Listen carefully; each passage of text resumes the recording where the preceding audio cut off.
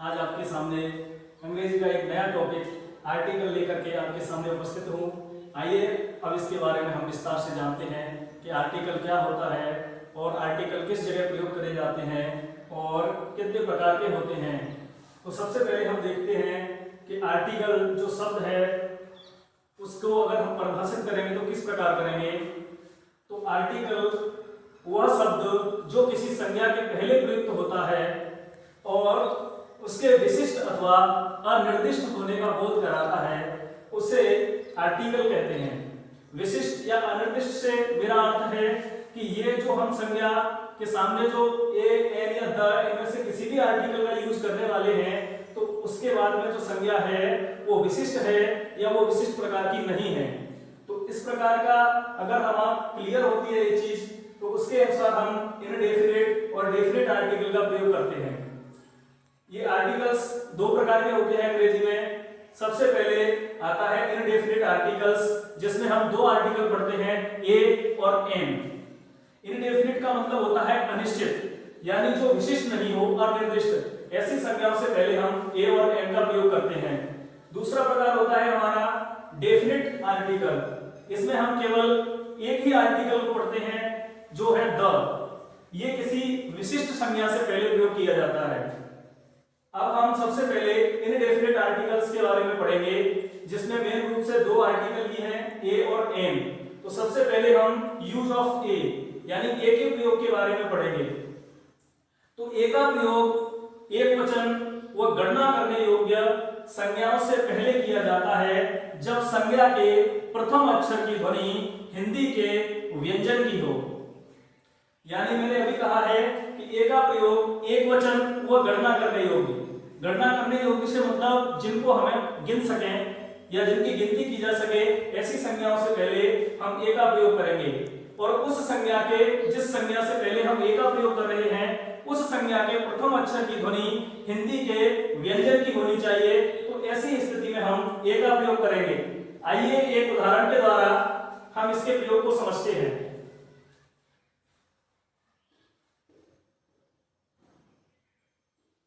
I am, उसके बाद ये खाली स्थान छोड़ दिया, उसके बाद मैंने एक संज्ञा शब्द लिखा है टीचर।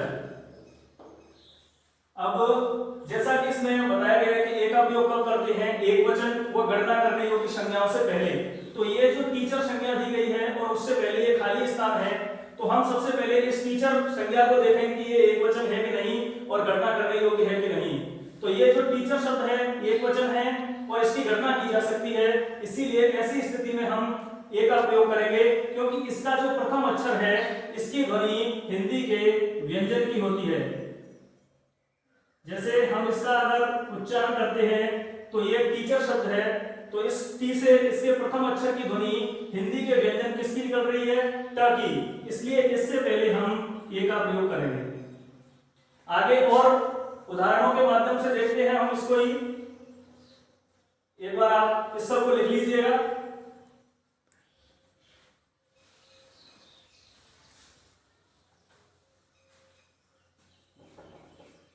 एक और उदाहरण से अगर हम इस चीज को समझें, जैसे मैंने लिख दिया आई सा, फिर खाली स्थान, उसके बाद मैंने एक शब्द लिखा है गर्ल।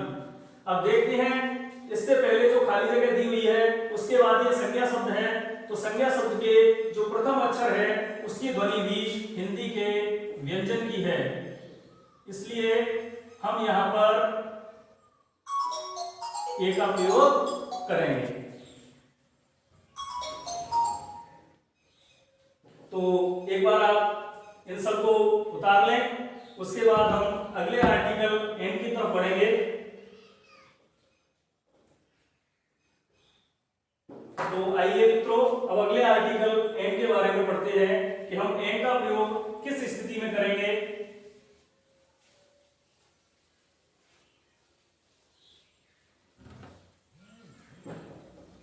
अब देखते हैं हम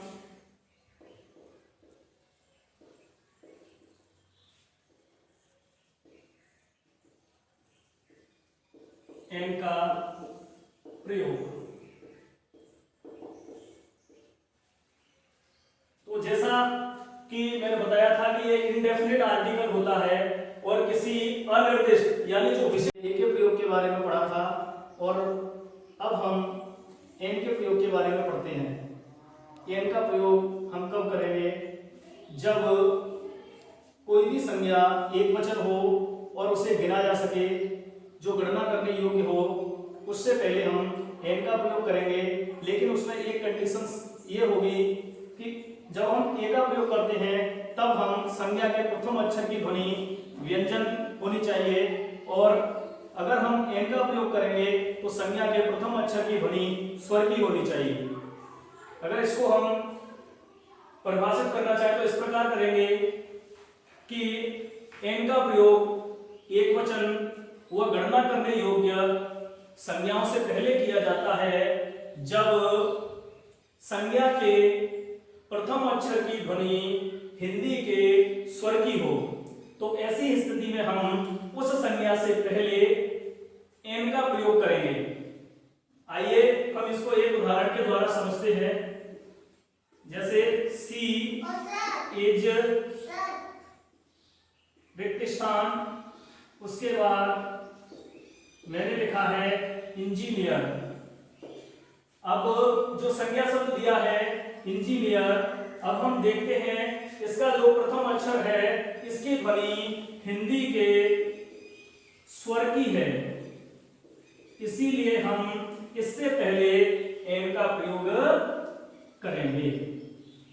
अगर यहां पर मान लीजिए संज्ञा के प्रथम अक्षर भले ही हिंदी का व्यंजन हो, लेकिन अगर उसकी ध्वनि हिंदी के स्वर की है तो हम उस स्थान पर भी एन का प्रयोग करेंगे। जैसे आवर शब्द है, इससे पहले हम एन का प्रयोग करते हैं। एक शब्द आता है ऑनेस्ट। अगर मान लीजिए हम ऑनेस्ट पर्सन, ऑनेस्ट मैन या ऑनेस्ट वुमेन कुछ भी लेते हैं तो उससे पहले हम एन का प्रयोग करेंगे।